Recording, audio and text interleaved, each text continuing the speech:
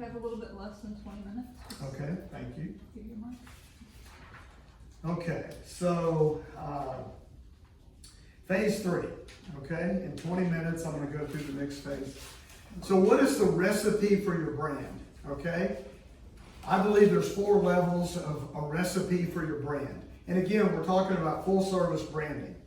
Okay, level 1 is where you just go in a meeting, much like this, where you collect data, talk about creative ideas, get facts and community information, get the ingredients, define the ideal customer profile. We're going to talk about that in just a moment.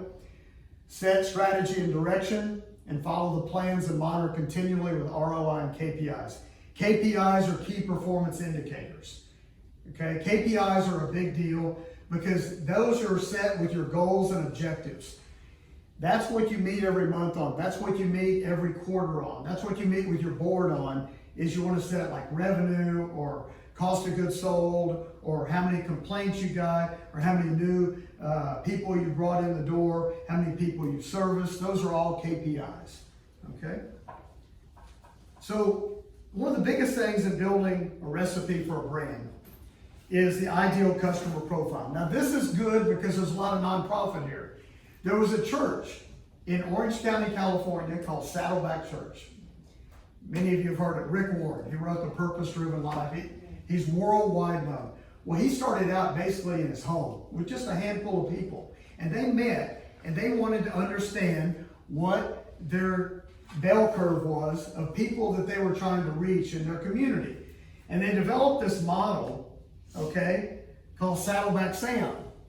And they went through and they discovered all the things that made him tick. It was a psychographic brainstorming session. They got a whiteboard and they gave this guy a name, and they wanted to, in essence, explain what life is like for this person they were trying to reach. What does he think about? What is he involved in? What are his family goals and aspirations? So he's well educated, likes his job, he likes where he lives, health and fitness are important to him. He'd rather be in a large group than a small one, skeptical of organized religion, prefers casual over formal. He's overextended both in time and money. He's self-satisfied, a little smug about his status in life, and he thinks he's enjoying life more than he did 5 years ago. So those were the psychographic, it's one thing to come up with a demographic profile, which that's the next slide. But again, when you're talking about your ideal customer profile, most people just think of all this. Female, age 43, lives within a 12-mile radius, tech savvy, highly motivated to buy, well-informed. But this is the big one right here. What is the hot button? And when you're creating an e-commerce brand or you're building your brand, what is the hot button issue? What is the blocker, if you will, from her doing business with your company or your organization? And with her, long wait lines and times for service was her biggest deal.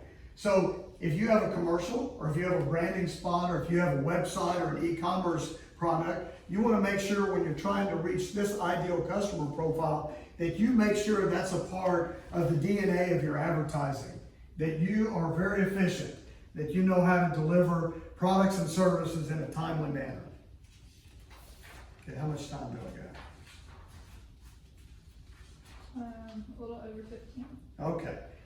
So the next part of phase 3, recipe for the brand, is defining the brand, okay? This is really important when you're in a brainstorming session.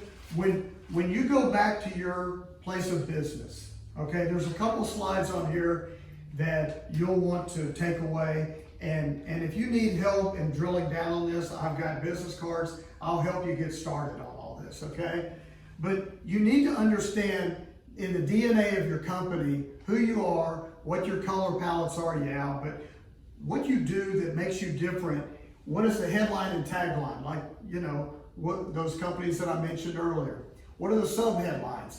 And this is really important. What are the reasons to believe? The reasons to believe that you're who you say you are and what you're doing is important. A couple of examples, a price match guarantee, a 2-year warranty, no long-term commitments, no hidden fees, automatic entry, 24/7 customer support. Now, if you say these things, you better be able to back them up, okay?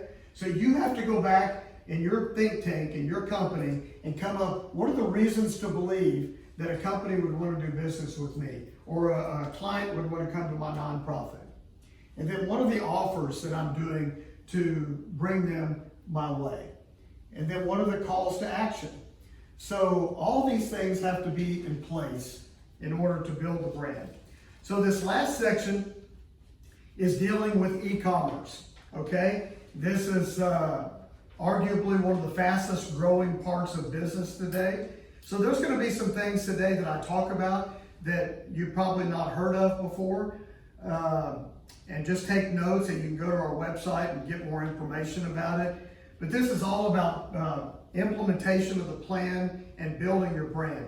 So, and there's really 4 different areas I'm going to talk about: e-commerce branding, communicating your brand, building your digital and traditional brand strategy, and following up on the brand plan. Okay? So with that, go to the e-commerce slide. Okay. So this right here is when you're looking at an e-commerce site, okay, where do you get started? What's important?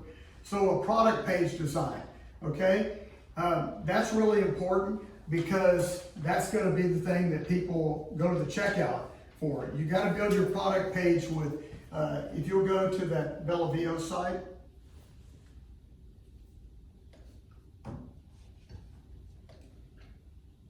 if you'll notice, what we did, go up to the, okay, we created a landing page. We determined that, right over here, earrings. So our most popular studs, we determined, and we got hundreds and hundreds of orders on this. We did the math, we did the conversions, we did the ROI. So we created what's called a landing page. This landing page took us maybe a month to develop. What we did is we determined what the most popular studs by shape were. And then we wanted to make it easy for the customer. So if you click on rose gold, white gold, or yellow gold, okay, it will change the color. So we got that going on. We got the shapes going on. And then we decided in each of the major areas, we decided what the top sizes were to not make it confusing. So, you know, different sizes are listed by, if you want a martini stud, if you want, you know, a round halo stud. And then we certify them by IGI. That's a really important thing. You want to get something that certifies, like in your construction example. If you have an agency or an organization that certifies you, get that all over your site, because people love to see that you're not just saying you're all that in a bag of chips, you know, but somebody else thinks you're important, and you've gone through the process as well. So this is an example of how you can do a landing page, okay? Presentation, okay. All right, so go back. Okay, so drip series emails. This is really important, whether you have an e-commerce site or not. When somebody fills out a contact form, okay, there are software and third-party apps that you can base what you're doing, whatever that customer or person does on your website, and they send you an email. Based on that response, you can send them what's called a drip series email that will keep them in the loop on offers or updates or things that you've got going on new on your website. I mentioned landing pages, API integrated partners, huge. That's why e-commerce is growing right now. When we formed our e-commerce company, okay, we thought that we were going to go out and be the best accounting system, shipping, you know, product delivery, distribution house, everything. But we decided we couldn't do that. We couldn't hire enough people. So with API, which is basically opening up your system to data coming into your website, you can plug into these third-party apps that are best of class and integrate partners into your system. And that's why these big companies like Lint and Heinz and people like that are able to turn websites around in 1 week, in 2 weeks. World-class companies, so it's really exciting. I mentioned reviews, SEO. SEO is probably the most important thing you can do. It's one thing to put on your website what people see on the front end, but Google is looking on the back end of that website to see what kind of relevancy you have to the keyword searches. So understanding how to write proper content is really important. I mentioned video and product photography. and personalizing the experience. Stay right there just for a minute. How many of you ever heard of Oreos? They had a huge uptick, and they decided that they only had this much in sales, so they wanted to go e-commerce. So what they did is they allowed people to personalize their Oreo packaging, where they could send out "Will you marry me?" or